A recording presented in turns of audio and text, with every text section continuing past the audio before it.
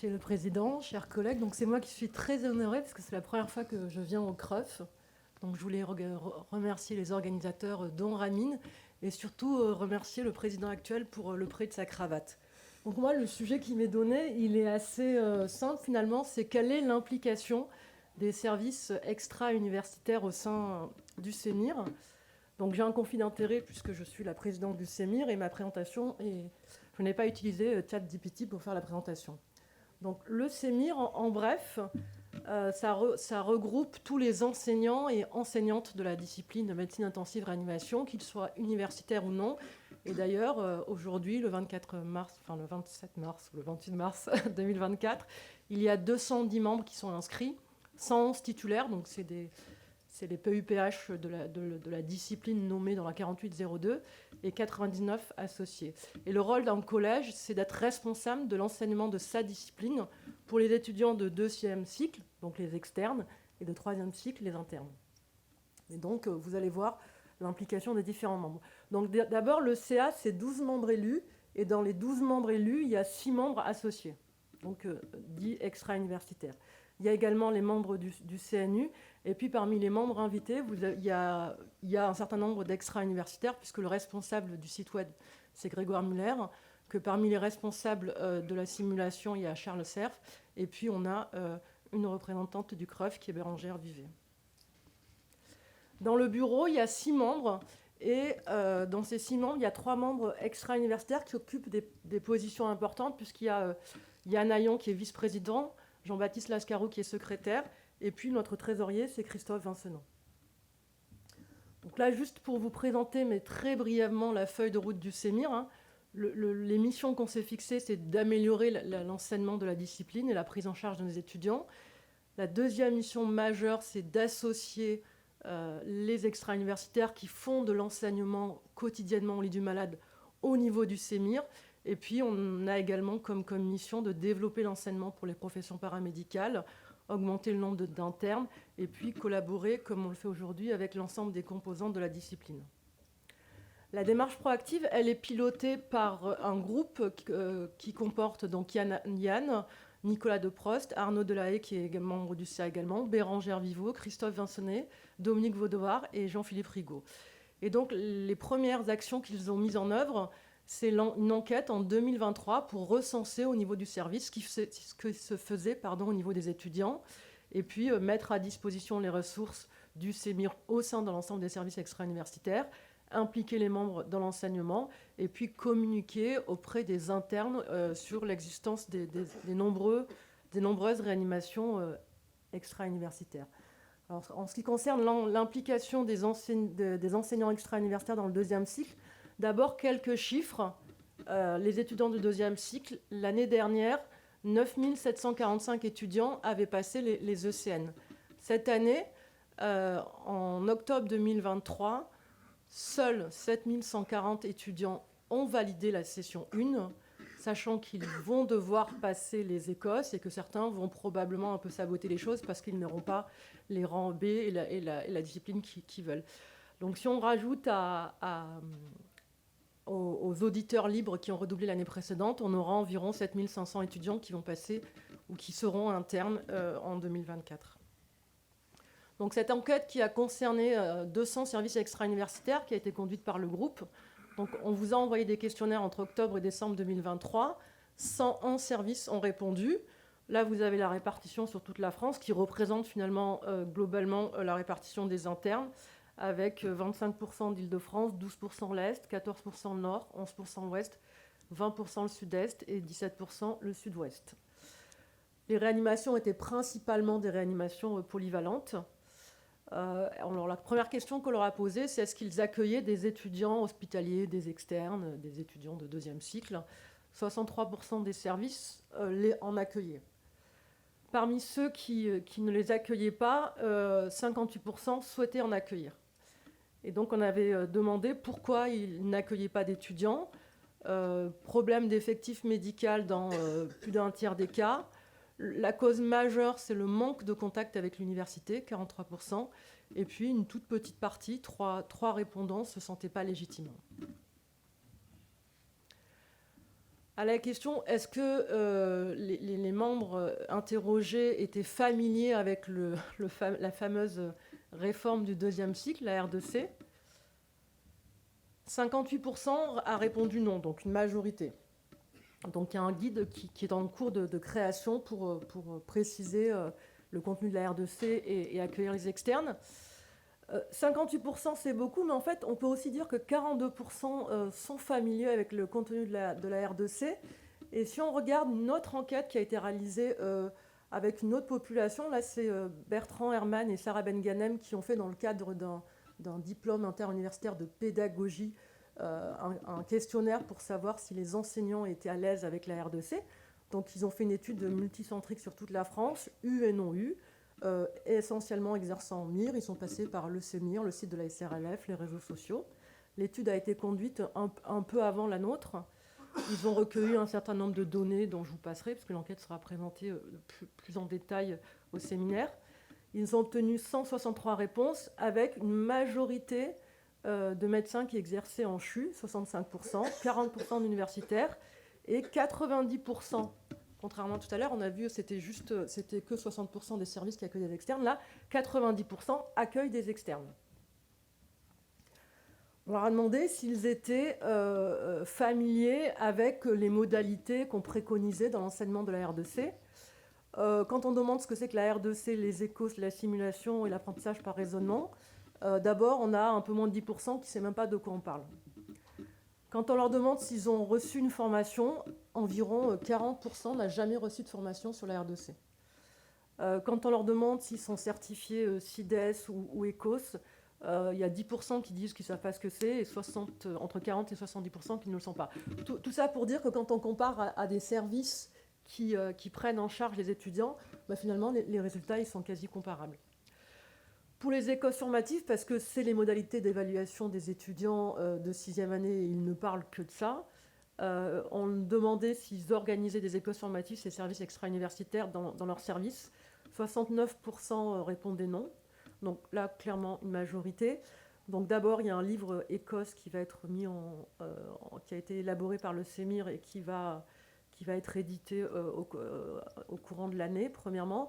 Deuxièmement, au cours des journées extra-universitaires qui ont lieu annuellement, sont organisés des ateliers Écosse. Et donc, quand vous voyez dans le comité d'organisation, il y a Arnaud Delahaye, il y a Nayon, Kaldoun Cutéfan, Jean-Baptiste Lascarou, Christophe Vincenot et Bérangère Vivet. Et quand on regarde qui pilote les ateliers, on a deux non-universitaires ou extra-universitaires, Martin Lefebvre-Laurent qui est de La Roche, et puis Nicolas Perron qui travaille à Paris. Autre chose, pour vous montrer un peu l'implication des extra-universitaires dans l'enseignement, le guide des villes qui assure la promotion de la réanimation, qui explique, qui décrit les différents services pour nos étudiants, c'est un énorme boulot, il a été coordonné et il est coordonné par Cédric Darro, qui est praticien hospitalier au Mans. Qu'en est-il de l'implication des extra-universitaires dans la formation des internes ? Même enquête. Premièrement, on a posé la question, est-ce que les services étaient agréés MIR ? 79% des répondants étaient agréés MIR, avec 73% au socle, une majorité en phase d'apprentissement, 80%, et pour le docteur junior, seuls 65%. 70% des services qui ne l'avaient pas souhaitaient l'obtenir, et la prochaine étape, ça sera de les aider à l'avoir. Là, c'était l'agrément. L'autre question qu'on leur a posée également, c'est est-ce que ces services-là accueillent des internes ? Une majorité, 93%, accueillent des internes dans leurs services, et puis ils accueillent majoritairement des phases d'approfondissement. La question, est-ce qu'ils accueillaient des FFI ? 48% les accueillaient. Les accueils du docteur junior, vous avez vu qu'il n'y en a pas beaucoup, c'est 60% d'agrément. 37% des services extra-universitaires accueillent des docteurs juniors.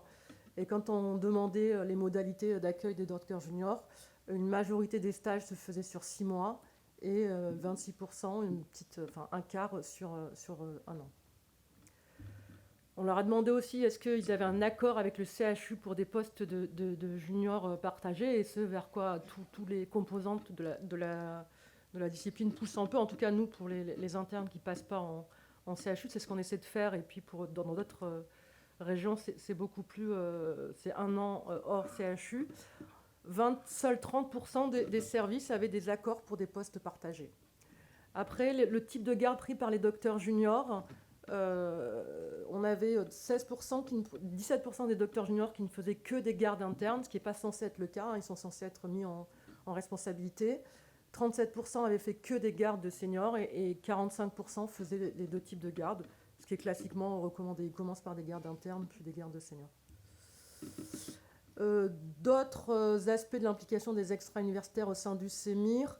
Dans la feuille de route, on voulait, dans le cadre de réintégrer un module de réanimation pour la formation des infirmiers, a été mis en place un groupe de travail pour écrire un livre relatif à la réanimation, mais destiné aux étudiants et étudiantes IFCHI, infirmiers. Et donc dans ce groupe participe activement Arnaud Delahaye. Il y a également directrice d'IFCHI, des étudiants infirmiers élus et puis un certain nombre de médecins. Le nouveau site, il est coordonné principalement par Grégoire Muller et Martin Dress. Et voilà, je vous remercie à tous et je suis à votre disposition pour les questions. Merci Nadia. Des questions?